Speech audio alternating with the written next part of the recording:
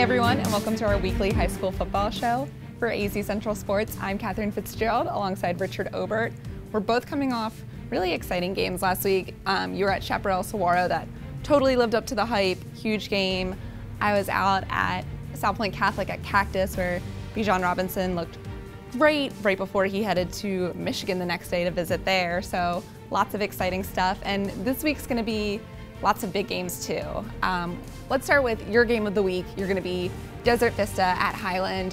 What are you expecting out of this matchup? Two 6A undefeated teams?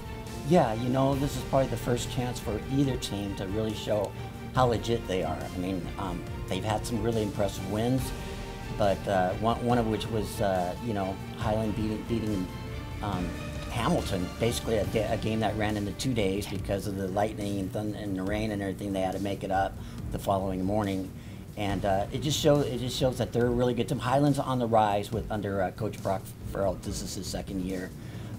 This is his best team. They were pretty good last year, playoff team. He got them back, turned around. They're even better this year. Connor Cullenmore is one of the better two-way players in the state for Highland, running back, linebacker. You know, they got, and then you got Desert Vista, which is probably their best team since 2011 when they won the state championship. Impressive running game led by Tyson Grubbs, a junior. He's averaging close to 200 yards a game, so it should be a great game. Yeah, and then I'll be at Castile at Williamsfield. Both of those teams have bounced back from early losses. What have you seen them go on to do since then? Yeah, they've both turned, you know, basically been very, very impressive. They lost their season openers. You know, it was tough for Williamsfield because they went to Norco, which is where their head coach, Steve Campbell, played football. He was a legend there, played for his dad. They ended up losing that game, but ever since, they've really corrected themselves. They've been very impressive on both sides of the field. They're probably the best defensive team that Castile has faced since losing to Centennial in their opener.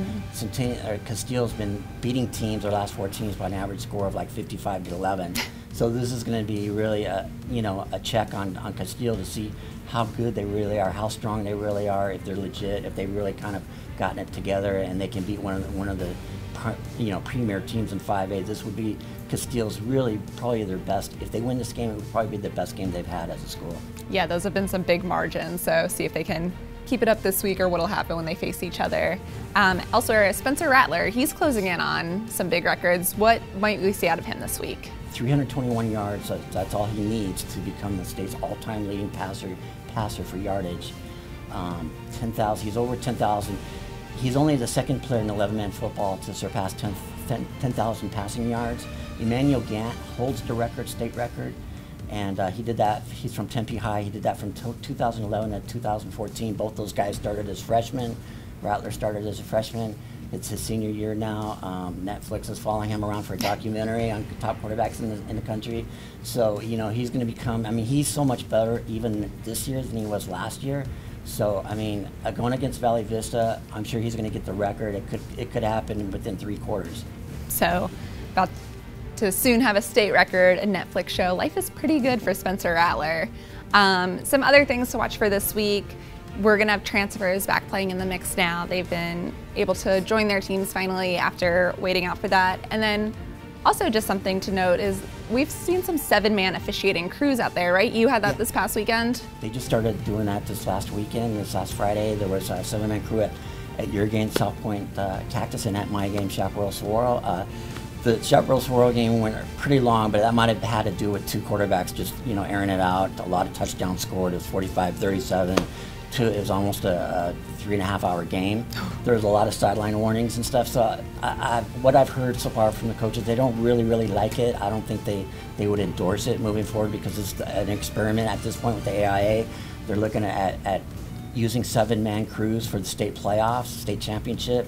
But so far, I don't think you're going to get a firm endorsement from any of the coaches involved in these games. Gotcha. So something to watch either way. Like you said, we'll see it in the playoffs, but TBD if they'll have it moving forward after that. But lots of exciting games too. If you're out at those games and you see highlights, you can send them to us, and we'll be out at games covering this week, but also now we'll go ahead through our top highlights from this past week.